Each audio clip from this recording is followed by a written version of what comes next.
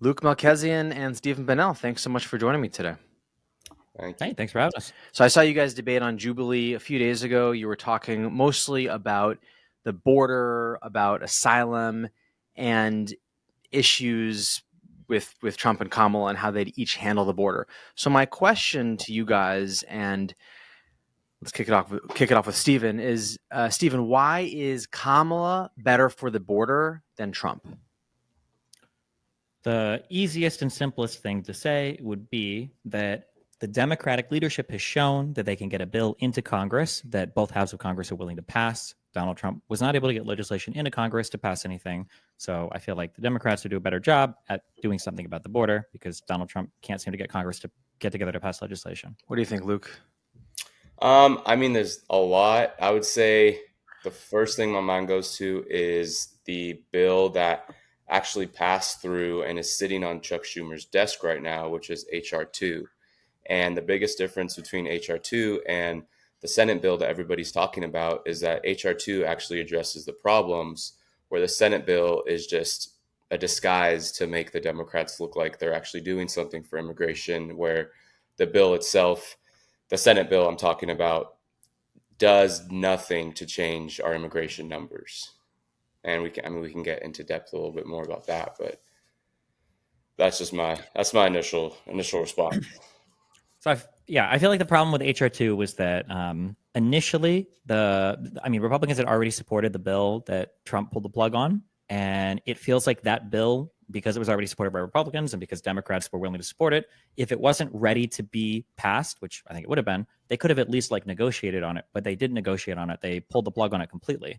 And I feel like the problem with HR 2 is HR 2 was a dead on arrival bill, and everybody knew it. There was no shot. That bill went way further than the bill that was before Congress that they were going to pass before Trump said no. So I feel like bringing in HR 2 and saying, well, we could do this instead, when they knew they'd never get that passed, it just felt disingenuous to me. Yeah, but HR 2, when you look into what the details of it are, actually would do something for the border. HR 2 would, I believe it was 22,000 additional Border Patrol agents that they would have at the border. They had an increase in various funding. They had, I forgot the term that they used.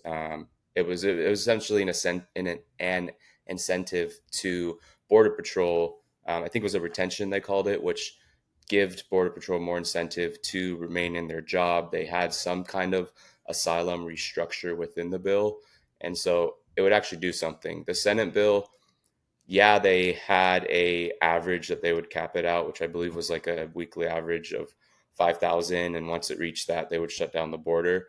But the thing that people aren't talking about is the average that we've had daily coming through the border is about 3,500.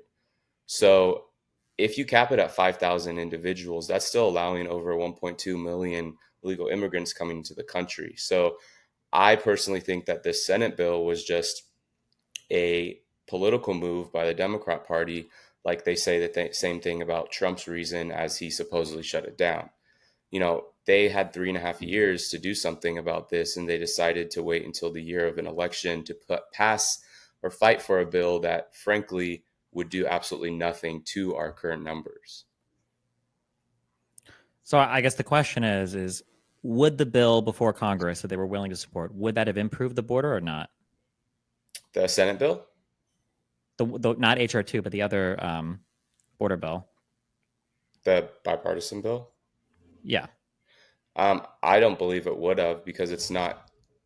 If they wanted to make an impact, I would say cap the daily average or the weekly average under what we're seeing the average is. So it's at 5,000. The average we're seeing is 3,500. So they know that we would never even reach that 5,000 number. Therefore, to an Sure, average, but it's not the average thing. That was just one part of it, right? Like for instance, it would have provided for more funding for asylum judges. I think it would have provided for more judges. It would have provided for more funding for security at the border. Like, wouldn't these things have helped? I don't think so, because they're not changing the actual amount of individuals that are coming through. What we first need to do is, in order to attack asylum, we need to first stop, frankly, everybody that's coming in, so that we can do it orderly, we can do it properly, and we can do it the right way. because asylum seekers, something I talked about a little bit on Jubilee, is these individuals are coming through. I have no doubt that there's people that are coming here that genuinely need help, that are trying to escape some kind of political prosecution, religious prosecution, whatever it may be from their country. The problem is we're seeing such a such a high number of individuals that they're coming through and they're using asylum as an excuse. There's I believe it's the CB1 app that you can download this app, basically mark that you're coming here for. Okay, I understand. I know. Yeah, I know. Okay, so the question is, I'm not saying would it solve 100% all of our illegal immigration problems. The question is, would it have helped? So if we think that there's a lot of people seeking asylum and getting checks, for instance, to wait for their court date, wouldn't it help if all those cases were processed? I mean, it might help with asylum, but that's not. Isn't asylum the biggest problem we're having right now? No, the biggest problem we're having is the people that are coming through that are committing crimes, that are frankly stealing a lot of these low skilled jobs from Americans. Well, hold on, wait. How are people getting into the country right now primarily? Where are most of the people coming from? Like country wise, or? No. Like most people are coming in right now by claiming asylum. Well, yeah, but claiming asylum, I mean, that's big whoop. Like you can claim asylum, and these people that are coming through claiming asylum, majority of them are not actually filing their paperwork. They're just getting put into the system and taking the handouts that the government's giving them. Yeah, but then how do we know if it's a good claim or not? What? My claim of what? How do we know if they're actually like deserving of asylum or not? Well, that's the thing is we don't really know. Well, but that's what the judges are for, right? To make that determination. But how can you determine that?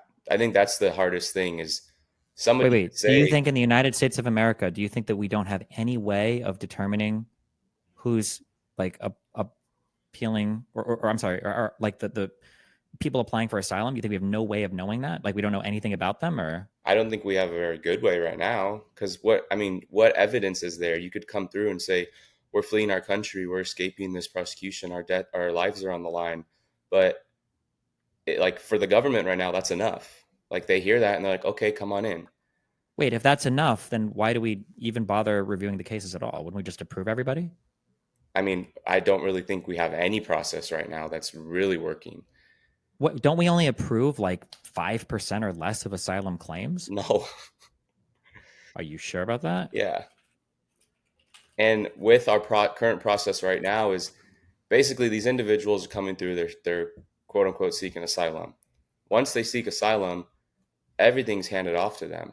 You know, they're provided with government IDs in some cases. They're provided with $5,000 to $10,000 a month for housing, for food, more than, you know, Americans that may need it. You know, they're provided these things, and then they're kind of just let loose into the country, and they're put on our system.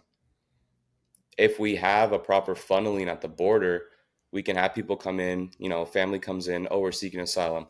Okay, we have a proper process. We can hopefully get to a point, which is the end goal, I think, with most people on both sides, is that people that are seeking asylum, they come through and they're able to get processed correctly and decently quickly. Because right now we don't have. What do you think is the approval right now for asylum claims? For asylum claims? Well, yeah, like what percentage of people do you think get approved? I mean, honestly, and I don't necessarily believe numbers that are coming out with that, because the numbers that people are saying, but then the actual cases that we're seeing throughout our country is just, there's complete disparity between that. How do you know? Because we're seeing over 10 million individuals that are coming through. How do you know there's 10 million? How do you know it's not 5 million or 20 million? Because we have numbers from Border Patrol, which actually they're estimating is a lot closer to 15 million. Wait, so why would you trust those numbers but not the numbers about asylum being approved or denied? Because a lot of the process with asylum is there's no clear process. It's very clear to be able to count how many people are crossing through our borders.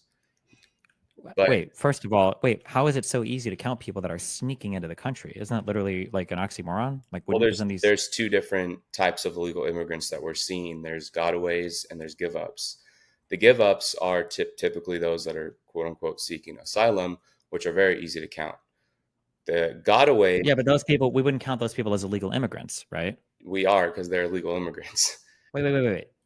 by definition, or what does illegal mean to you? What does that word mean, I guess? Crossing through the border without a legal process. Okay, what is the asylum process? Is that an illegal process? I don't think we have one right now. Do you hold on, just let me just be very clear. You legitimately believe that right now in the United States of America, we have no formal process for how to process somebody for asylum? Correct. Specifically because of the CB1 app. People are coming. So you think that when people come in and they see a judge, do they just like they're not seeing do a judges? hokey-pokey? They're not seeing judges.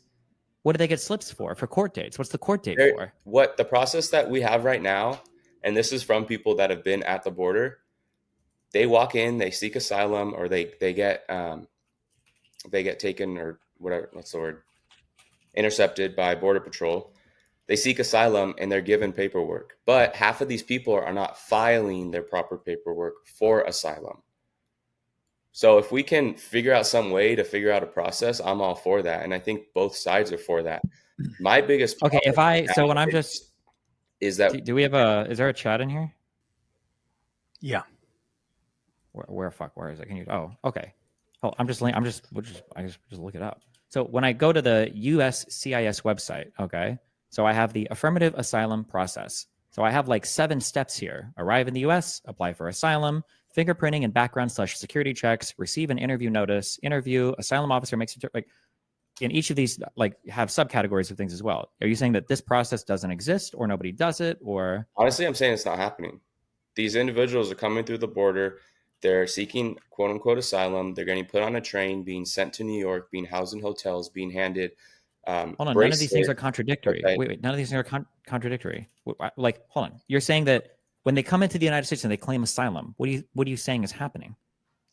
They are giving them resources and just frankly placing them around the country. We're seeing them in Ohio. Isn't giving an asylum seeker, a legitimate asylum seeker, resources? Isn't that a good thing? Like if a family is fleeing like persecution in a country, they're not and they come taking to the United proper States, processes to actually legitimize if this is true. They are. wait, then what is this? What am I looking at on this USCIS website? What is this? I understand you're looking at something, but that's not happening. We have. How do you know that's not happening? Because the numbers are not matching up. What do you mean? What numbers don't you think are matching up? If this was the proper way that it's happening, we would not have 10 million people coming through our country. They're coming and they're claiming asylum, right? But why is it that out of all the years that people have been coming to America, these past 3.5 years have been the highest that we've ever had? That's not because I think people figured out because people have figured out after COVID, when there was a huge splurge of more people wanting to come to the country, and then the asylum system started to get backed up. People realized that as per U.S. law, if you come to the United States and you claim asylum and they can't process you immediately, they give you a slip and they tell you to show up for a court date. And then once people figured that out, a ton of people started coming in and just claiming asylum because you get a free ticket into the country. Okay, but how many people are showing up for the court dates? I don't know. We can look it up, but I mean, like, there's still a process, right? Majority of these people seeking asylum do not show up for court dates. The problem with our system right now is the United States, they are not doing anything about it. People don't show up for their court dates, and then they're still just provided their resources, and they're provided housing, they're provided monthly. Sure, but okay, but so there is a process, right? If you have a court date, that means that there is a process, right? It's not a good process. I'm not arguing that there's not a process. I'm arguing that our process is not being enforced. Well, but what's your evidence that what do you mean by not being enforced? If you give somebody a 80% slip and they don't show up for court, then what do you do? Close to 80% of these people that are seeking asylum are not showing up for court dates, and our government is not doing anything about it. So these people are just staying in our country. That's what the problem is. Sure. I'm not arguing. But then, my guess is going to be if you miss your court date on that, then they probably filed to have you deported if they find you. They are not doing that, though. They're not. You think so? If you missed your court date, what do they do? Just grant you citizenship, or what do you think happens? You're here. You're an illegal immigrant. Yes, exactly. But if you're an illegal immigrant, if you get caught, then you can be deported, right? But that's how it should be done, but it's not happening is the problem. Well, when you say it's not happening, because, I mean, obviously we don't have the manpower to send federal agents into every single city and find illegals, but so there is a process. Which is why we need a proper process enforced at the very beginning. We shouldn't be providing them with these resources, with thousands of dollars, with housing, with all of these things granted to them before we have proper status of where they are, where they're going, and what their eventual goal is in this country. Because there's Okay, no but if people difference. are coming, if people are coming in legitimately seeking asylum, then why would you tell these people to basically get bent and not get, and then have them starve to death while they're waiting for their case to be heard? No one's saying to starve them to death, but if you have a proper process and you're enforcing that process, you won't be waiting months or years for a court date. You'll have a court date. No, they are waiting months or years because the system is backlogged. That's why that border bill was supposed to provide more judges, more money. The border bill would not have helped. In order to It help, literally would have. Like you're saying there's no process, and we're saying the process doesn't exist because the process is in order for us backlogged. to refine our process, we first need to start with shutting down the border, period. Once we do that, we can start building things up. You can't start building up the foundation of a house, or you can't start building up the walls of a house before you have a foundation. We don't have a foundation. That's the problem. We literally do have a foundation. We just need to fund it more. No, we don't need to fund it.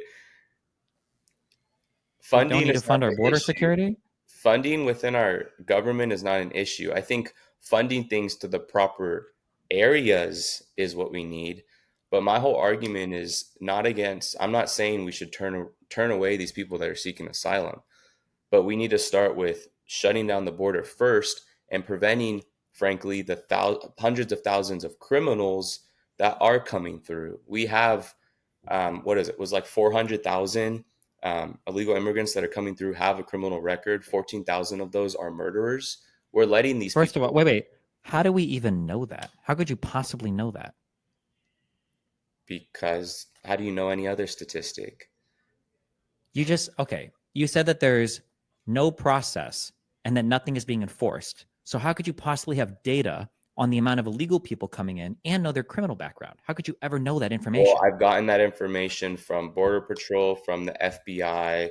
Wait. How could the Border Patrol, FBI, if there's no processing, if there's no background checks, how could you possibly know that? Like with what you just said, to know that somebody's coming in illegally and to know they have a criminal background, doesn't that mean that there must be background checks even on illegals that are sneaking by somehow? Doesn't that make no sense whatsoever? I'm just trusting our government organizations. I straight up released these statistics that 425,000 of these illegal immigrants are criminals. 225 of those have pending criminal records that are being processed right now. So let's think. How could you ever know that? Let's think about that. Like, let's say that I tell you that there's an invisible purple unicorn, right? I feel like the question would be, well, how do you know if it's purple, if it's invisible? But that's right? So I'm asking, we can make that argument for any statistic that the government releases. Try one.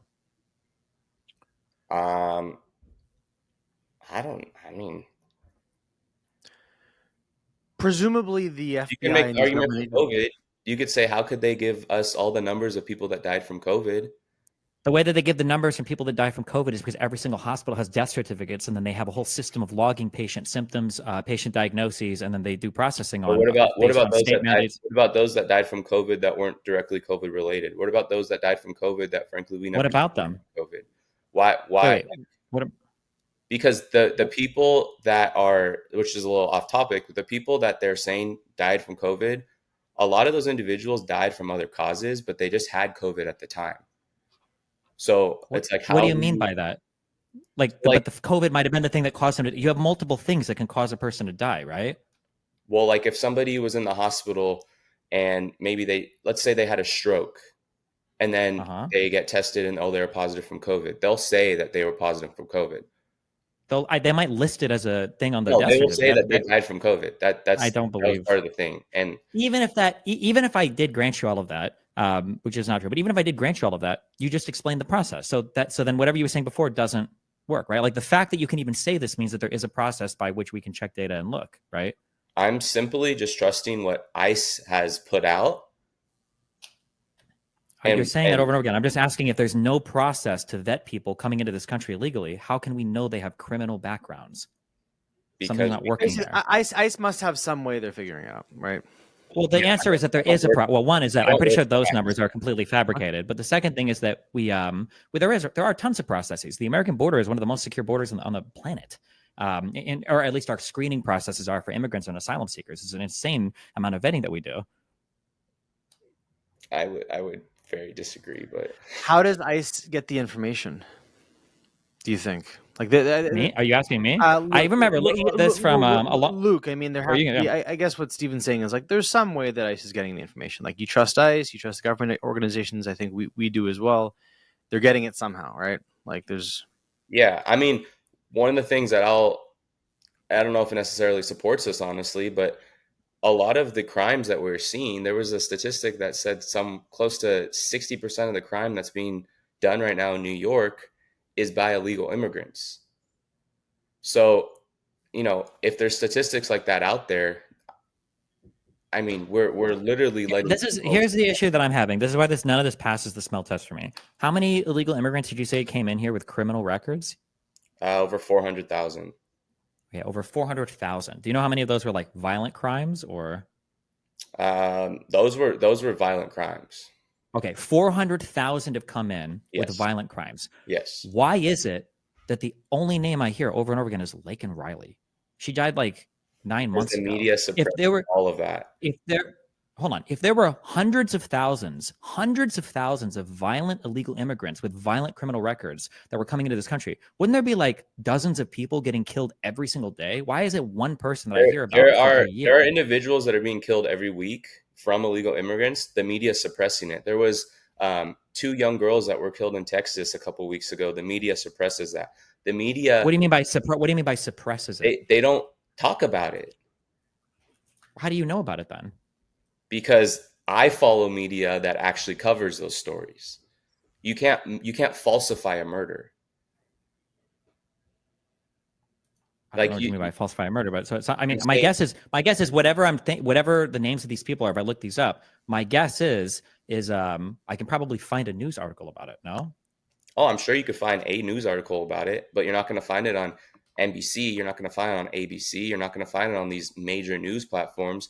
Maybe they'll cover it for like a highlight of their like news for the day, but it's not something that these channels are focusing on. They're more concerned of focusing on, oh, Trump's a bad man, Trump's a mean man. They're not covering legit news, which is impacting this country. Are you talking about this 12-year-old that was killed in Houston, in Texas, on June 26th? That's one of them. There was 2 girls that were killed. Okay, well, I know this because I see it on CNN.com. So it sounds like they are reporting it. Are you just mad because they're not obsessively talking about it every single day, or? Well, they should be, because innocent individuals are being killed by these illegal immigrants. All they're doing is ignoring that, and they're just talking about the only. Well, they're not ignoring it. They're literally being the only talking point that the left media has had in anything immigration related is this Senate bill. Period. There's a reason why we had a 50-year low for immigration, illegal immigration, under Trump's terms. Wait. What do you think was the main cause of that? The executive orders that he enacted. It was COVID. You really don't. No, it wasn't COVID. That? Trump was in office from 2016 to 2020. We had the lowest numbers during those years. It wasn't just during 2020. They were like about as low as Obama's. The huge dip was during COVID. It was Title 42 and COVID. No. Okay. There's a reason we had those. And there's also a reason why we have the highest illegal immigration now. And that's because Biden came in and removed over 90 executive orders that Trump put in place. He came in and removed the Remain in Mexico Act, which people can argue whatever they want on it. It worked. Didn't Remain in Mexico only entered into play in like 2019? So it's not even like a huge factor for the majority of his presidency. During his term. Yeah, but most of this was over COVID, right? It's just like, I think you're finding every little way that you can justify the numbers that we've had during Trump's term. I don't think you know. I don't even know if you know what it means to like be an illegal immigrant. It sounds like you just think everybody that's here, like every single person that's come here to claim asylum, is an illegal immigrant by your definition. Like, correct. That's not true. But if you cross over our borders in a legal process and there's no process that you come through legally, you are an illegal immigrant. The legal process right now, yeah, it's not the easiest thing, but there's a legal process for a reason. The asylum process is a legal process. It is not being, the process is not being done correctly. Can we I get data find on that? Luke, I know you have a ton of data and you shared some of this during the Jubilee call, and maybe you can pull some of it out now. We can talk through it. But Stephen is saying that there, and I have the link in front of me, there is an asylum process. I think you've agreed there's a process, but that it's not followed. So let's just get to the bottom of that. Is it being followed, and to what extent? I mean, Luke, why don't you think that the asylum process is not being followed? I mean, honestly, the biggest thing is because it's common sense. We wouldn't have these millions of individuals. Why is it that out of all the years that we have allowed for asylum seekers in this country, why are we having, it's not even like our numbers are up a little bit. We're up tenfold, 100-fold. They're up to an insane amount of people that are quote unquote seeking asylum. And then if you look at the statistics of people that are seeking asylum or that claim they are, and then those that are actually following through with the process, vast majority of them are not following through with the process. So if they were seeking asylum, they would be wanting to push for this process to go through. They would be taking all the steps that they need to take, but they're not. I want to try to summarize a couple of your points, ask a question, and then we can move on to the next topic. So I'm going to really dumb down, in summary, this conversation, which is that, Stephen, you're saying, hey, Congress tried to pass a bill which would not fix the situation on the border, but it would improve it. And Luke, you're saying that's nonsense. The bill sucks, and part of the reason that's nonsense is because if you care at all about fixing the problem, you have to secure the border. Otherwise, any kind of trying to fix it beyond that's not going to do anything. To which Stephen is saying, I think what Stephen's saying is basically, look, if we have a bill on the table to improve asylum, even if it improves it by 3%, like why the hell wouldn't we? We know asylum's a problem, whether it's being followed or not being followed. Like we know we got to improve it. So why not just take whatever Congress gives you and just say, okay, this is a good start, Yeah, I mean, I would just ask, why did they wait 3.5 years Because they to? suck. Because they suck. But I'm saying once they got it out, like why not just take it? But I mean, I can make the same argument with HR2. Why shouldn't we have just taken that? HR2 had areas in that bill that helped with asylum, but it also had areas that would help with the actual illegal immigration that's going on. The Senate bill was more concerned with giving another $60 billion to the Ukraine. And then they tried to separate it from the bill and create a whole separate bill, but it still didn't do it. It was a poorly written bill. I don't know about And HR2. Steven, do you know about this? It was once they realized that Daddy Trump wanted them to not vote on the bill, on the bipartisan bill that was authored by a Republican that was going to be like supported by both sides. They had an alternative bill called HR2, which was insanely more radical. And the reason why they supported this is because this bill was dead on arrival. Like there was no shot it was ever passing anything. There was no bipartisan negotiation on this. It was just an unhinged, insane bill. why was it But they knew they could suggest that.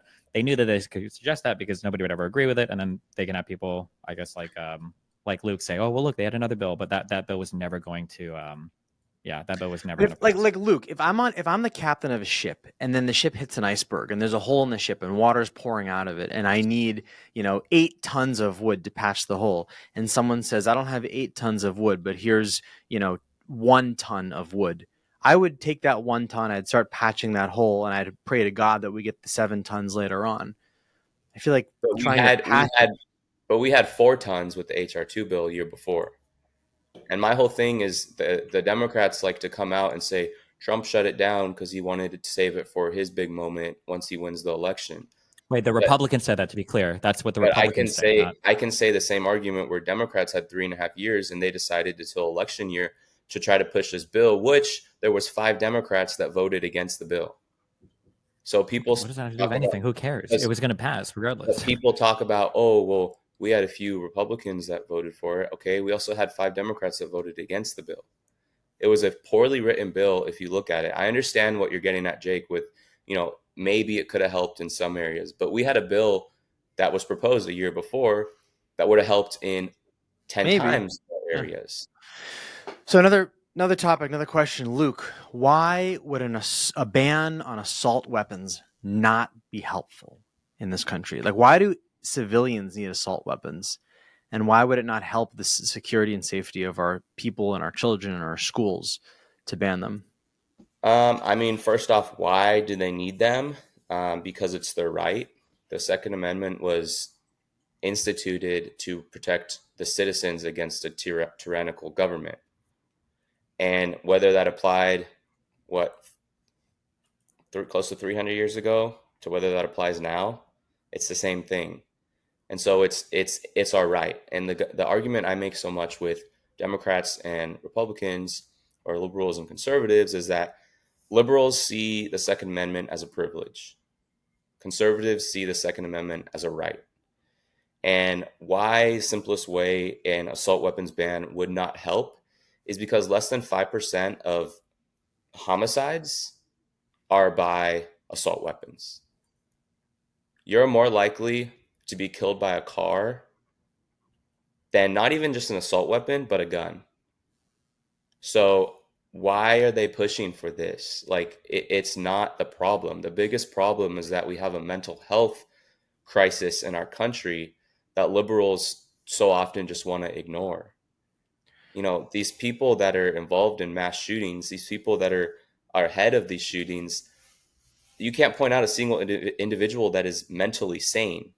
And I'll even bring up the guy that tried to assassinate Donald Trump. He wasn't mentally sane. If he I would didn't bet have, I would bet if grenades were legal, then you'd also find people who are mentally unstable to be the ones more often using grenades to kill people. It doesn't mean that grenades are not very dangerous, though. correct, but if you don't attack the problem, that removal of Yeah. legalization is just a band-aid. A By the way, big Stephen, stat a big stat that I hear so much from the liberals is that, oh well, Great Britain or England has the lowest gun death. Well, guess what? They have the highest stabbing rate in the world because they don't have guns. Stephen, where do you stand on this? I mean, you've got what looks like an assault rifle behind you, but you're a liberal. So help us understand. What's your stance on assault weapons bans? I don't care much about assault weapons. I think it's stupid political capital. I don't think it's worth talking about. Also, Oh, that's a shotgun, motherfucker. okay. It's got a green thing in it. So, Luke, why do you think the FDA and Big Pharma are threats to society? Oh, jeez. That's, FDA or Big Pharma? Why do you think those are threats? I mean, I think both of them are, in my opinion, not just big threats. I think that the biggest threat to our country, the push for not only, the types of foods that we have, the push for a big thing that I don't know if you guys have followed at all, but it was back in, I think it was like the 40s, but it was a big thing between the National Heart Association and Procter and Gamble, where they paid them off to essentially push this claim that these seed oils, canola oil, corn oil, all this stuff is, going to help with your heart and is a benefit for your heart. And then now we're finding all these things of how bad it is for you and how just terrible it is and how it actually is worse for your heart than a lot of these other more, I guess, whole, less processed foods. And so I think they're the biggest threat because they're the ones that are benefiting most off of our illnesses. Stephen, thoughts on this topic of interest to you? I mean, people that sell heating pads benefit off of people being sick as well. I mean, people that sell food benefit off of hungry people. People that sell homes benefit off of people that want shelter, and people that sell clothes benefit from people that don't want to be nudists. I mean, that's not an argument against anything. The United States is one of the biggest innovators of medical research in the world. Conservatives that say that they don't trust the FDA or they don't trust any medical stuff or pharmaceutical stuff in the United States sure seem eager to inject their insulin every month or day or week. I don't know how often you take the newer synthetic analogs, but and their dick pills and their hair pills. So I don't know what to say. I mean, if people don't trust Big Pharma, then I guess don't take any drugs. Don't do any ibuprofen. Don't do any of that shit. And yeah, it's just a baseless claim. Like who does it better? Like who do you trust instead? Eastern medicine and just Eastern medicine, like what? simple diets. I mean, our big thing is the school lunches that the government provides. Up to 50% of all the food that's provided to these kids is processed food. There's a reason why our country is one of the most obese countries in the world. Do you think that conservatives are going to be lining up to pay the increase in property taxes to fund like fully organic, like ultra healthy school lunches? I think they would. The ones that I've talked to would, because they're going to directly benefit the health of this nation. Don't conservatives literally fight against providing school lunch at all to kids? No, I've never heard that argument before. You push this agenda that conservatives are just these people that want to make other people suffer. Okay.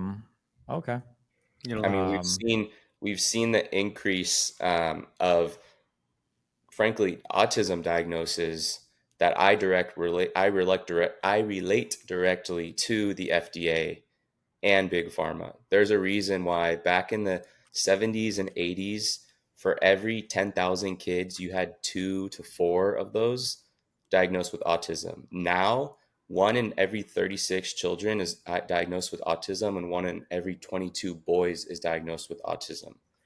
And I Are you doing it direct on that. purpose, do you think, or is it a mistake? When I look at, well, just curious. So I'm looking at states that have free lunch to students, and I'm seeing California, Colorado, Maine, Massachusetts, Michigan, Minnesota, New Mexico, Vermont. Do you think that if I were to like look up, do you think like Alabama, Louisiana, Georgia, Idaho, Montana, like would I find a bunch of like conservative states that why don't they have free lunch?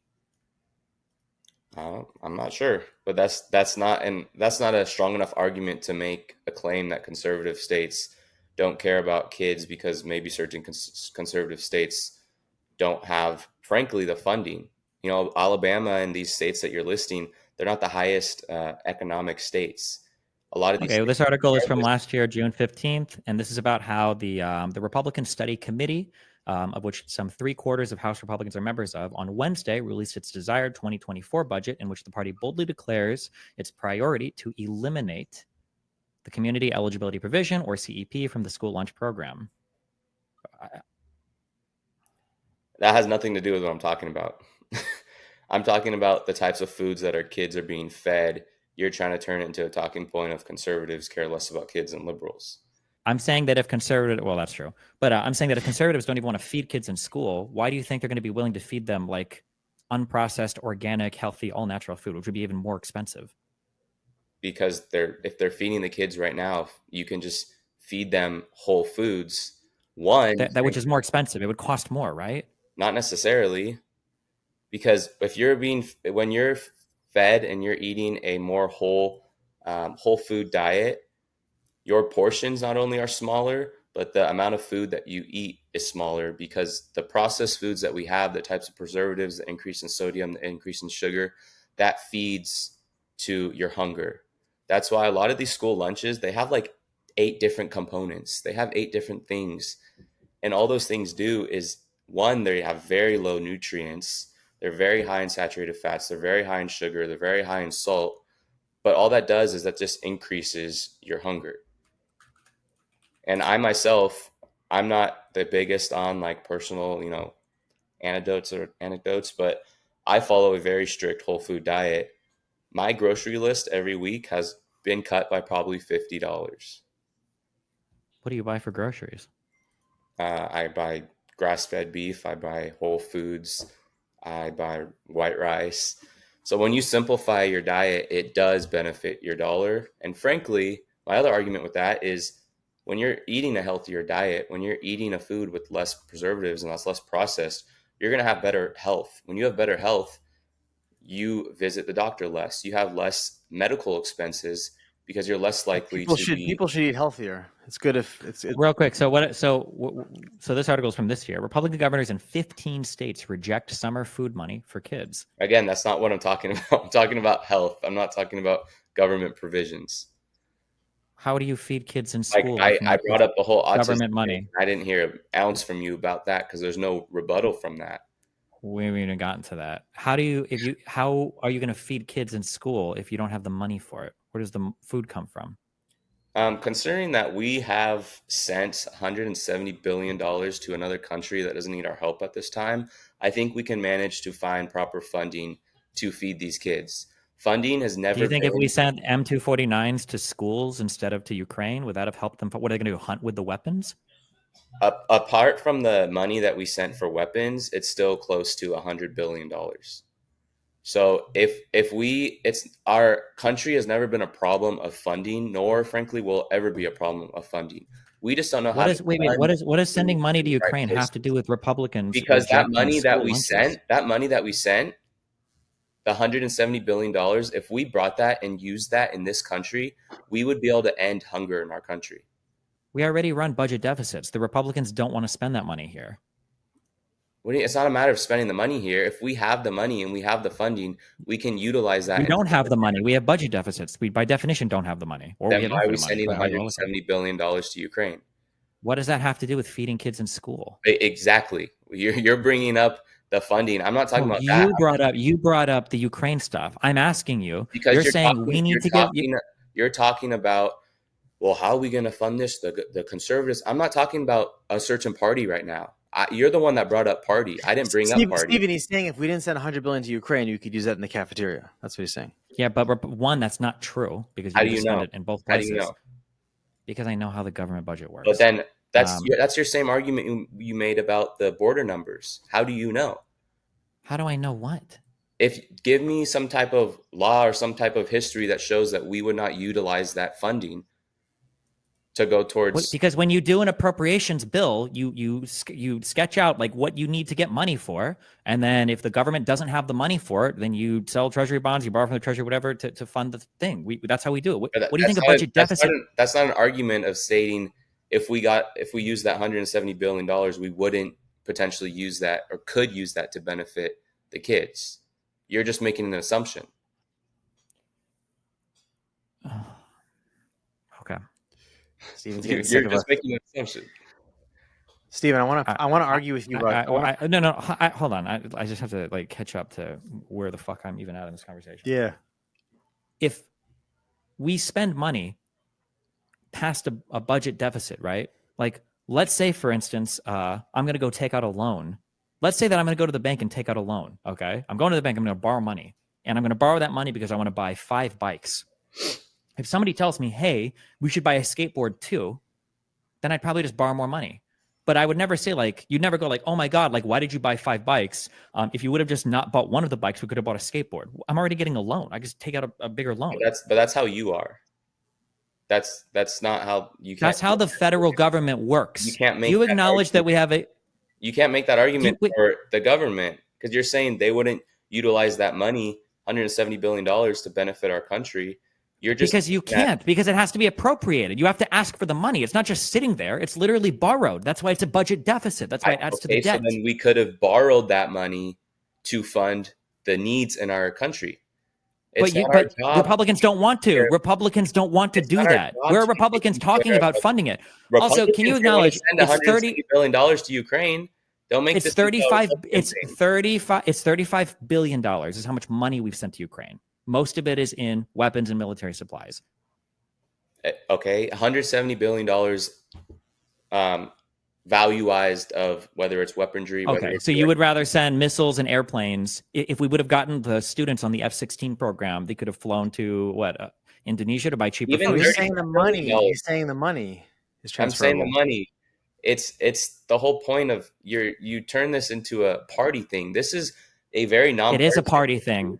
It's not nonpartisan. It's literally Republicans and taking care of our kids and taking care of our health and taking care of our country. Our country is turning into one of the most unhealthy countries in the world. The way that big pharma and the way that the pharmaceutical companies in this country push for opioids, for these painkillers that only cause secondary symptoms so that you have to go back to the doctor. I mean, think about it. If doctors actually... What do you mean a painkiller causes a secondary symptom? A painkiller is prescribed if you are experiencing pain. That's what a painkiller is for. They don't cure things. They treat a symptom. They prescribe opioids like they hand out candy at Halloween. No, they don't. They've dramatically cut down on the prescriptions for opioids, obviously, because they were prescribing too many in the past. That's why you learn. Same thing with amoxicillin. When I had a very, very, very, very minor surgery, and they were trying to give me Oxycontin. They were trying to give me so many of these opioids that I don't I didn't need any. I didn't even need Tylenol. They're pushing this stuff because if you think about it, if doctors actually did their job, they would go out of business. If they actually helped people get healthier and stay healthier. Well, sometimes people are in pain. Sometimes people are in a lot of pain. Yeah, that's fair. When they actually need it, that's fair. There's a degree, the system's not perfect. They prescribe opioids when you're in pain, and sometimes they, overdo it. Like I was prescribed Adderall when I was younger. Did I need it? Probably not. Do a lot of kids need it? Yes. Is it a perfect prescription process? I mean, Probably not. I would argue that kids don't need it. I would argue that there's other methods and other ways to Some fix kids it. need it. Some people need opioids. I've grown up with immense anxiety. Have I been prescribed anxiety meds? Many times. I've actually been pushed to take these antidepressants and this medication. I never once have taken it. I took the proper way. I went to therapy. I took care of my health. I got into fitness. I improved my diet. There's a degree. Like sometimes you need medicine, sometimes you don't. Sometimes, yeah, I can see that. But the way that it's some people need opioids if you're in a lot of pain, and right? Yeah, I'm not saying that. Wait, I'm just curious. Is oil a self-replenishing resource, or is there like a limited amount in the ground? What does that have to do with this? We'll see. It's an EPA question, is what I'm getting into, but I mean, I don't think that's applicable to this conversation. Well, no, because I have a question about like the EPA and like fossil fuel stuff. I'm just curious. Is oil self-replenishing, or is there a limited amount in the ground? I believe there's a limited amount. Okay. Is that it? Yeah, I was just curious. I mean, I just think it's like maybe I'm hypercritical of our government, but I think maybe you're not critical enough. Like, no, it's not being critical, and so you don't live in the real world, right? If you want to talk about health outcomes, conservatives are fatter.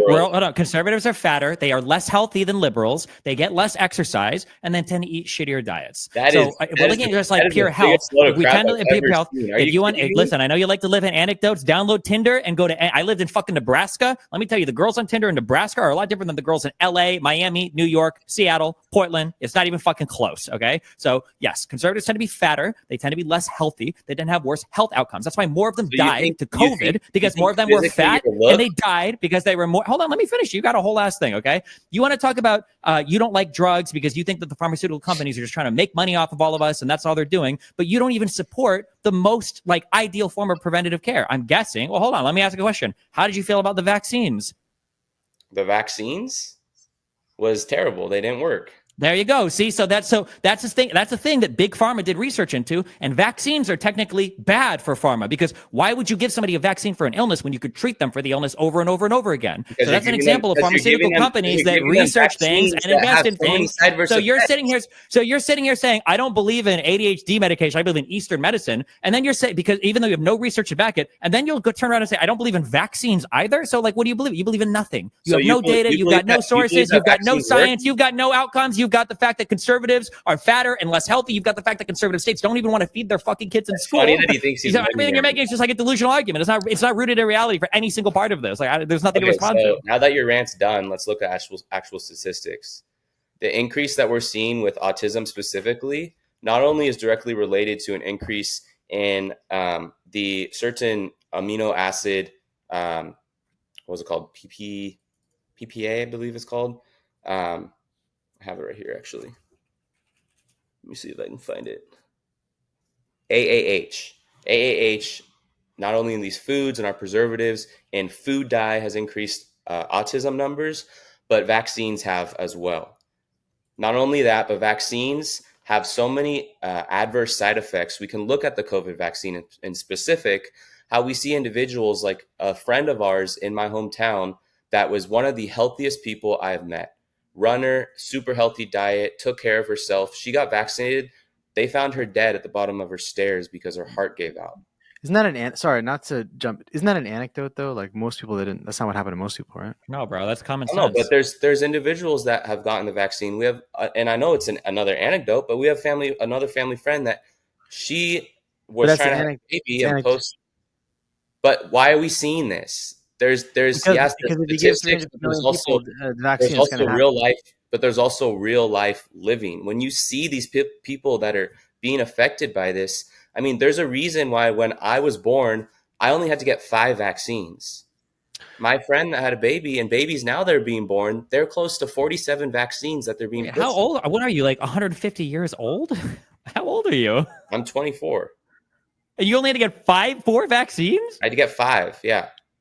I don't believe you. I don't think that's Well, true. actually, can I ask a question about that? So, and then Destiny, Stephen, I want to challenge you about something. But Luke, I'm challenged right now. Trust me. You what? You're This is challenged. a challenging conversation. Don't worry. Luke, how do you feel about like the smallpox vaccine? Oh, wait, also, just as a quick thing, because it's funny to listen to him talk. Notice how, like, if some guy is, like, suffocating on his own fucking, phlegm and breath and he's dying of COVID in the hospital, conservatives will be like, well, it didn't count as a COVID death. He was also obese. He also had, like, this underlying illness. That's not a COVID death. But, like, if somebody gets vaccinated and then they drop dead from a random fucking thing, 3 days ago, it was 100% a vaccine-caused death. Like, at that, all we need is the one vaccine, and we know that no matter why they died, it was caused by the vaccine. Like, it's ridiculous. But Luke, what do you think about the smallpox vaccine? Is that legit? I mean, I think that's up to the parent whether they want their child to get it or not. Get smallpox or not? You mean, or no, to get the vaccine? I mean, there's certain vaccines that I would argue that the chances of a child getting it now in our country is far outweighs potential benefit of not getting it.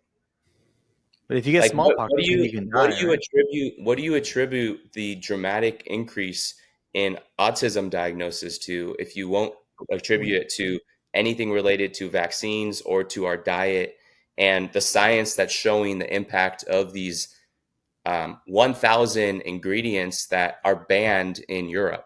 There's 1,000 ingredients. Why do we think that are banned in Europe? Why is the chance of getting smallpox so low? That wasn't my question. No, but I'm curious. You said that the chance of getting it is so low today. Wait, why is it? Smallpox has been eradicated because of vaccines. This is what Steven's getting at. Smallpox is eradicated effectively because of vaccines. Okay, but that wasn't my question. Yeah. Wait, is that true though? Were smallpox eradicated because of vaccines? Oh, I'm not some like crazy hippie guy that says don't get a single vaccine, but you need to have an awareness of it's a benefit versus risk argument. Was smallpox eradicated because of vaccines? I haven't gotten the flu vaccine in close to 15 years. I have never gotten the flu. Wait, I'm just curious. What about that though? Was smallpox eradicated because of vaccines? Yeah, I'm not making that argument. Would smallpox have been eradicated if you just got a vaccine for smallpox if you wanted to? Or was it eradicated because everybody was forced to get vaccinated against it? I mean, that's an interesting argument to make. I don't know. I don't know. Pretty straightforward argument. But you can't make the claim that it specifically was eradicated because everybody got it. Do you think if only 20% of the population got it, you think it would have been eradicated? I mean, you can look at like something like the flu. The numbers of people getting the flu has dramatically decreased from say 2000 to now. Has it? Yes. Don't flu deaths fluctuate pretty ordinarily between like 10 and 60,000 a year? No. I mean, some vaccines are good, right? Like I said, it's benefit versus risk. People can eat how they want. People can live whatever lifestyle they want, but the risk is a lot higher. I think the one thing that I will give Gavin Newsom credit for, and I'll probably bite my tongue for this, is he's pushing to ban food dyes from our candy, from our food, because the effects of this is detrimental. I mean, it's a petroleum. Why does it make it look like hospitalization and deaths for the past like 10, 15 years for the flu have been like kind of like up and down? I'm talking about something. I feel like I bring up solid points and then you kind of just flush them away. Well, you don't bring up anything. You bring up like anecdotes and random fact, and then when I fact check you're always wrong. You're wrong on literally everything, and then you want to move on to the next thing. Of course, that's where your mindset is at. You can't even in the factual world. I'm aware. You can't admit to these things that are happening. So you don't believe that consuming a petroleum-based food dye is going to have an adverse effect on your health? Yes or no? I don't know. In the long term, it probably depends on the amount that you consume, and it probably depends on other lifestyle factors as well. So something like petroleum that should not be consumed by people, you think would just maybe petroleum sounds like probably you shouldn't eat petroleum if you can get, but maybe it's like this is what I was talking about was It's called a propionic fatty acid. It's a short chain fatty acid that is one of the most prevalent preservatives that they're attributing to an increase in autism numbers. Do you think it's beneficial to have less autism diagnoses? I would say so, yeah. So then shouldn't we look at the very likely causes of these increases? Because if it's not our Sure. diet, So would you be in what is favor? I it? mean, like, here's a super. Well, quick, sure. Well, here's one. Would you be in favor of banning red meat? But again, you're throwing things out there. You're throwing red herrings out there. I'm asking you No, I'm not. I'm asking. I say, specifically, okay, we ban the food dyes. We ban all the food dyes. Okay, and the next one, would you Well, be in favor of banning red meat? no. And I know the argument that So, liberals so you have no, always yeah. So make. you have bullshit. Nothing. You don't. You don't My mean any of my what you're saying. diet, This is like the most insane fucking there. shit I've wait, ever heard in my entire life. I'm jumping in. Luke, what he's saying is that let's say, No, he knows what I'm saying. He knows well, what he no, understands what I'm he saying. thinks He you're just using a red he doesn't herring as want to red do meat, it. and I don't think you're using It's red not a herring. red herring. He just has no principles. He No, doesn't care. no, These are all just like but buzzwords and shit. He probably eats. He probably has like a whole can of like dyed food that he eats for fun, Luke, like on the Luke, side. what The Steven's saying. most like the yellow, the most cancerous, the most toxic food dye ever. He probably Oh, just so drinks it it's raw. so you can admit that it's cancerous, that it's doing something, and it's But causing these let's, effects. for the sake of Thank you. argument, let's say it is. What Steven's saying is there's lots of things in our diet that are bad for us, like red meat. I think that's what Steven's saying. Is he's concede. And I think that Steven's conceding that it I know could that be you're not. unhealthy. I know that you're not a very big fan of these personal anecdotes. My diet consumes primarily of grass-fed red meat. My health has been the best it's been in years. I have probably 20 other people in my life that follow the same exact diet. They've had the same exact results. The Okay, I've problem, had 30 people that I've known, and they all had like severe cancer diagnoses, and then they started to food dye yellow all their food, and their cancers went away without even getting chemotherapy. I Really? really do not believe that. They literally did. They all live in LA. I can give you their names. Okay. So Steven, the problem, you're recording. the Wait, hold on. And guys, I appreciate this, and Luke, I hope that you don't feel like I'm attacking you here because I appreciate no, you it's just joining. I know who I'm talking to. I can Well, present him with facts, and he just doesn't want so to. Steven, I'm going to push you on the guns thing. You think it's not that important of an issue? I think it is. Why don't you think that it's important to regulate guns when there's all these school shootings? I mean, Luke brings up a good point. The Second Amendment's really important, but do you think the writers of the Constitution, when they wrote the Second Amendment, really had in mind automatic and semi-automatic weapons? Like, is it necessary for homeowners to have an I don't AK-47? think my opinion is the Second Amendment drafters didn't give a fuck about personal right to own guns. I think that what they cared about were states being able to maintain their militias to fight against a corrupt federal government. The Bill of Rights was put in by the Federalists to convince the Anti-Federalists to join the federal government, and that's why it says in the Second Amendment it references having state militias. I think that was the purpose of the Second Amendment, was to make it so that the federal Congress couldn't deprive a state of its ability to form a militia. So the right to the people to bear arms shall not be infringed. When it comes to guns, though, in the United States, I think the two biggest issues are people killing themselves. I think it's like 2/3 of like the gun deaths, and then it's like basically violent crime, gang related shit. I don't think school shootings are tragic and they're sad and they're bad, but in the grand scheme of things, I just don't think it's a huge deal in terms of all the other shit in the country. It's pretty sad though if some kids get killed, right? Yeah, sure, but it's even and sadder when you're losing elections because you're trying to burn through so much political capital attacking guns, and there are so much more important things to go after, I think. Okay, Luke, I want to challenge you on something. It's something that I've been wanting to ask Trump supporters, which is three things. So Trump's refusal to concede the election, past and future, him asking the Georgia senator for 11,000-ish votes, and him aggravating in some way. I just want to keep it as general as possible with January 6th. Like, I don't want to get into the weeds as to whether he legally incited an insurrection or not. I'm not as concerned with that, but just generally speaking, he aggravated the situation. So refusal to concede election, asking for 11,000 votes, and contributing to some problems on January 6th. Why is, like, to me, those are such big problems. Like, I can't get past those. Like, why? How do you and other Trump supporters kind of get past that and trust the guy? I mean, frankly, at the end of the day, to majority of Americans, that is on the back burner of a concern for them. And I say that because they're more concerned about being able to feed their families. They're more concerned about having a safe country. They're more concerned about the issues that directly impact them. And honestly, I don't think majority of Americans go so in depth with that stuff to entertain that, because we're more concerned about those things that will impact us on a on every day. I mean, the biggest thing for me that I've been impacted is I'm trying to buy a house. In the last 3 years, I went from, okay, I'm getting closer to a down payment to I'm not even close now, because the increase in just how much life costs right now versus, or in addition to the increase that we've seen properties go up. I mean, I won't be able to afford a house for maybe 5+ years now, which hopefully still, someday, but those are the issues that I think Americans are more focused on.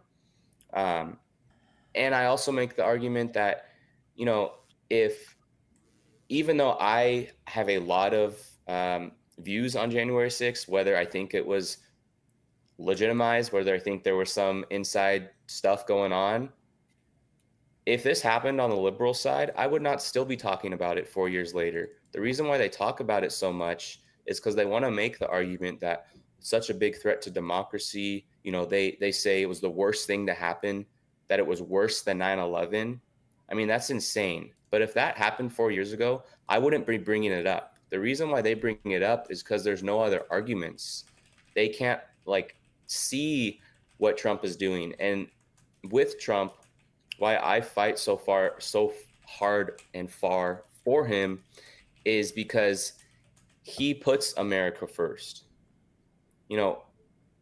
What broke my heart was seeing that billions of dollars we sent to Ukraine, was seeing billions of dollars we're using towards illegal immigrants, but then we're seeing vets that served our country being kicked out of their own housing so that we can house illegals. We're seeing families that lost their entire livelihood from this hurricane given $750 if their application is accepted. That's not putting Americans first. How do you feel about the fact that Donald Trump threatens to withhold FEMA aid from states, if that kind of stuff bothers you? I mean, frankly, at this point, FEMA's broke. So FEMA's given so much money to illegal immigrants. How do you feel about Donald Trump threatening to withhold aid from states because he's upset about it? I think on both sides, there's things that I don't agree with. How do you feel about Donald Trump threatening to withhold? You see how hard it is for you to answer a question, right? How do you feel about Donald Trump threatening to withhold aid? I just said I wouldn't agree with that. You said both sides. No, you said both sides. I'm asking you, how do you feel? I'm not asking how you agree. I'm asking how you feel. How do you feel when Donald Trump says, you're saying you don't agree with that. I'm not asking if you agree. I'm asking, how do you feel? How does it make you feel? You have an agenda you push. I'm not pushing an agenda. I'm asking you, how do you feel about Donald Trump threatening to withhold aid and withholding aid from states? Yeah, from. I said I wouldn't agree with that. I didn't ask you if you agreed with that. I asked how you felt about it. How do you feel about Donald Trump withholding aid from California for wildfires? How do you feel about that? He's saying he doesn't like it. You're saying you don't like it. Yeah, when California was facing wildfires, how do you feel about Donald Trump saying, I'm not going to give them aid because they don't agree with me politically? I can make with that, because I live in California, is these wildfires that we've been having, as terrible as they are, majority of them have been nowhere near civilians. How do you feel about the fact that Donald Trump withholds aid from states if they don't play ball with him? The liberals do the same exact thing. Do you acknowledge that Roy Cooper, Brian Kemp, I think McMaster, and Ron DeSantis, do you acknowledge that all four of those governors said that Biden contacted them immediately after the last hurricane to provide aid? Do I acknowledge that? That they said that? All four governors? I mean, if they said that and I can see something that. Okay, so when you say, can you give me a single example of Biden withholding? Can you give me a single example of Biden withholding aid from a state for a natural disaster? Withholding aid? I can give you examples of how they've failed at giving aid. Can you give me a single example of Biden withholding aid? They only give $750 to people that lost their entire livelihood. Do you think all FEMA does is give $750 to people? Traveling when we had wildfires in Hawaii. So what I'm saying is, did Biden ever withhold aid? Did Biden ever withhold aid from any state? What do you mean withhold aid? He gave, as in, so for example, when Donald Trump's department only approved 1% of the aid that North Carolina asked for after the hurricane in 2016, when North Carolina only got 1% of their aid approved, or when Donald Trump denied aid for a few days to California because he didn't. This is all you do is find the things that maybe he didn't do. Why aren't you looking No, at the things he did? I'm looking at the thing. He did do this. He denied a thing. That's the thing that he did. He denied it. Presidents aren't supposed to deny. They're not supposed to play politics like that. You can't even give credit where credit's due. He housed people at his residence in Florida that were being impacted by the hurricane. He was out on the grounds of people that were impacted by the hurricane. He was out there. You can't acknowledge that. Who, I can Trump? acknowledge yes, I can acknowledge if he withheld things. What the fuck do I care if he's out on the ground trying to win votes? Exactly. That's your thing. Who did Donald Trump help when he was out on the ground? What are you talking about?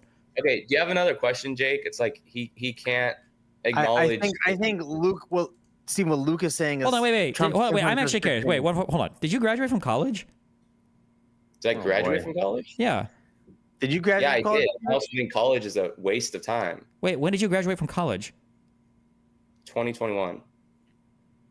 Okay, you graduated from college 3 years ago, and you're 24 years old, and you're upset that you can't buy a house right now? Do you know everything you're saying is like fucking delusional? Yeah, like fantastic? Because I've been working hard, and if our how many 24-year-olds, like 2 or 3 years out of the full 4 year, how many of them can afford a house? So I can't be successful. I am an ageist. I hate young people. You're ambitious. No, it's just ridiculous, bro. It's just so crazy. So I can't be successful at 24 years old. I didn't say you can't be successful. I'm just saying that you weren't even shopping for houses under Trump, but you're like convinced it was easier to buy one then, and now you're like upset that you're 24. You're a couple years out of college. Do you know that? You could afford a house while you were in high school, while you were in college. I was working. I work in real estate. I was working in commercial real estate, and I was working during college. What do you mean you're working in commercial real estate? What does that mean? I was working. I was a real estate agent. I don't know what more you want. So when you say you were working in commercial real estate, what you really mean to say is you were a real estate agent that maybe showed an office or two and made like $5,000 in a year, maybe? What do you mean? You were working in commercial real estate? Yes, that's exactly what you mean. You don't need a college degree to have your real estate license. I didn't say you needed a college degree, but I'm saying that when you went from working in commercial real estate to just telling me that you were a realtor for some commercial properties, especially given how the commercial real estate was during COVID, my guess is you probably didn't make that much money. So I doubt you could have afforded a house back then. Real estate during COVID was not as bad as it seems because I work in the one of the industrial capitals of this nation. So next up, Jake. So the places that had the most offices weren't impacted that much by COVID. Oh, crazy. Okay. All right. I mean, look, it's pretty impressive. You can buy a house at 24. That's what I think Steven's impressed. Well, it's only because we live in a capitalist economy. Yeah. Next. But Steven's point about FEMA, I mean, I think you're saying, Luke, that my personal hesitance towards Trump because of the rhetoric around not giving up, saying the truth for me is that it really pisses me off that he thinks he won the election when it was proven over and over and over again that he doesn't.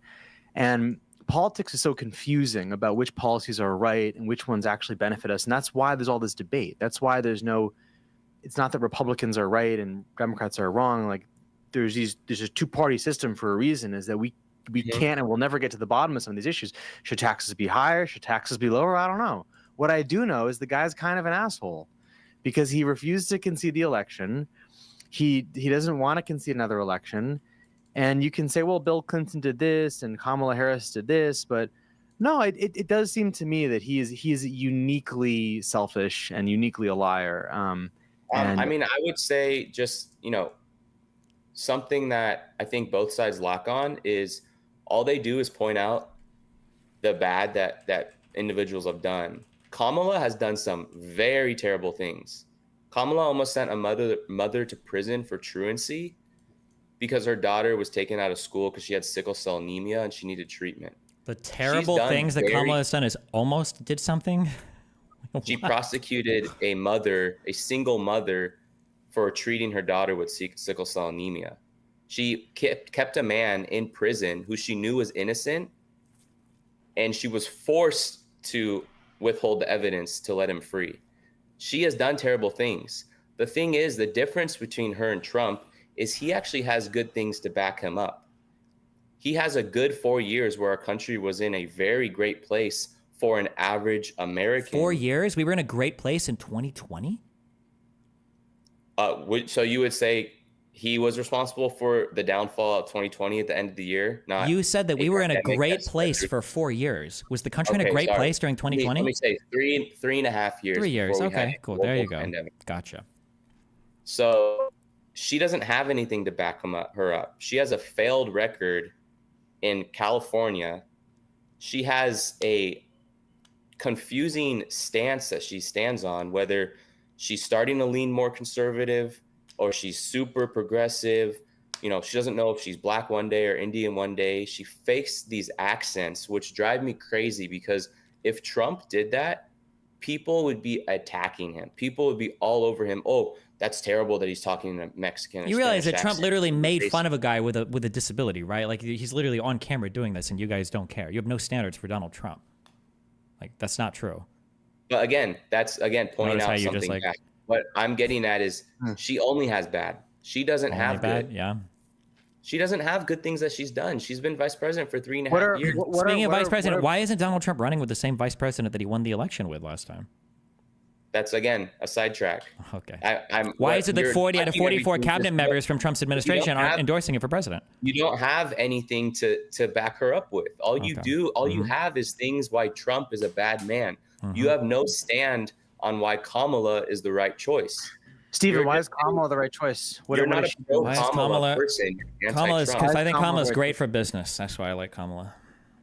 Why? Yeah. Yeah, because I'm getting into commercial real estate. I think Kamala's policies are just yeah, there you go. He doesn't have anything, so he's just proving that point. Well, I'm just okay. Let's say I want to do. Okay, let's say that I want to go rent like a part of a building or whatever. What kind of loans would you recommend me, Luke? Exactly. See, what kind of loans would you recommend me? I'm just curious. Talk to me. What is? Recommend me something. Recommend me a loan. I'm just curious. What talk to me about what my finance would look like. What would it look like? What's the best way for me to finance a building? Tell me. I'm just curious. That answer was the best thing I could hear. I just want to know. You got the background in commercial real estate. Tell me. What would I? Again, you have nothing to stand on. Yeah. You're just proving my point. You have nothing to stand on. All you do is hate Trump. Come on, Steven. Why do you want to vote for Kamala? Why should you vote for Kamala? We got 2 days. I hate spoiled kids with rich mom and dads who haven't put in a real day's work in their entire life. That's why. So he's choking. He has nothing. Do you like your policies? What policies? Do you want me to answer? The actual answer is, one is Kamala's proven that she's competent to hold office. She won her election for district attorney, and then from there she won the election for attorney general in California, and then she won re-election for attorney general. When Kamala Harris, from there she won election to become a senator for California, and then she was on the ticket with Biden to be vice president. So in terms of getting elected and being popular enough to get re-elected, it seems like she has a good track record there. When it comes to policies, I mean, she's the vice president. Vice president can't pass policies, so I would probably look to the administration that she's a part of. I'd look at the Biden administration, and I would see that the Biden administration basically succeeded in every area where Donald Trump failed. They were able to get some concessions from Mexico for border policy. Donald Trump got none, even though he said they were going to build a wall and they'll pay for it. They didn't pay for it, and he didn't build the wall. Biden passed a massive infrastructure bill. Donald Trump said, we're going to do infrastructure. Donald Trump didn't. He failed. Biden did. Donald Trump said that we were going to bring manufacturing back from China. He didn't. All he did was he tariffed people, and then he had to bail out our farmers because how horrible and catastrophic these tariffs were. He brought nothing back. All he did was increase costs for consumers. Biden took the same problem, and he said, I'm going to pass the CHIPS Act. And he started to get manufacturing in the country for microprocessors. Donald Trump said he was going to stop wars and end wars, and he didn't. He didn't do anything about Ukraine. He abandoned allies in the Middle East, the Kurdish people, to our own allies, the Turkish, and watched them get slaughtered. And then he basically surrendered the U.S. forces to the Taliban in Afghanistan. And then he increased and obfuscated drone strikes in Yemen. When Biden came into office, he followed through, despite how catastrophic the agreement was, he followed through on the Afghanistan pullout, got us out of the country. He pulled us out of the Saudi-led coalition that was going on against Yemen for the drone strikes. And he is being good at supporting countries like Israel and Ukraine from afar without getting us directly involved. I mean, I don't know. What part do you want to, like, the Democrats are the Democrats have done so well that Trump has tried to take credit for things that they've not only done, but that he's tried to destroy. Donald Trump comes out and says things like, I hate price controls, but you better believe he lives at $35 insulin cap. Donald Trump comes out on his first day in office, and just because of McCain manages to fail to pull the plug on the ACA, he even goes to the Supreme Court afterwards and gets shot down. What does he say now? I like pre-existing conditions, right? So this idea that like if I like Donald Trump's anything that he's done, anything he wants to take credit for now, they're just things that happen under Democrats, right? This guy earlier says his most important thing that he cares about is food and health, and the only guy that he can cite that's actually trying to ban the bullshit that he cares about was Gavin Newsom, who's a goddamn Democratic governor. So no, like, why the would I ever vote for Trump in any case here? Biden has succeeded on every single level and destroyed Donald Trump on every single thing that he tried to achieve. So Luke, where's Stephen wrong? Well, first off, all he did was list things that Biden did. All he did was, when listing Kamala's achievements, he just said, well, she won this, she won that, she won that. I think he said Trump didn't get concessions from Mexico. That was like, right? But I'm not talking about Trump at all right now. I'm talking about he can't give reasons why he backs Kamala of things that she's actually done. When I asked him directly, what has she done? All he said was, she won this, she won this, she won this. Biden did this, Biden did this, Biden did this. She has been the face of Biden's presidency this whole time. She has had more say in this administration than any vice president that we've had before. And you're telling me that she can't push for these things? She's the president's right-hand man, right-hand woman. She's not the what do you think the job of the vice president is? Why didn't she do better on the border, Stephen? Why did she fail? The border is not her job. What do you mean? Then why was she the border czar? She was not the border czar. Kamala Harris was put in charge of trying to secure concessions from other countries to process immigrants in those countries before coming to the United States. And you know what? We managed to do that. There are now processing centers in places in Central America and in Mexico for immigrants that are trying to seek asylum in the United States. We were successful in that. But Kamala Harris is not solely put in charge of the border. What has Kamala Harris done that justifies her reasoning to be president? She's a joke.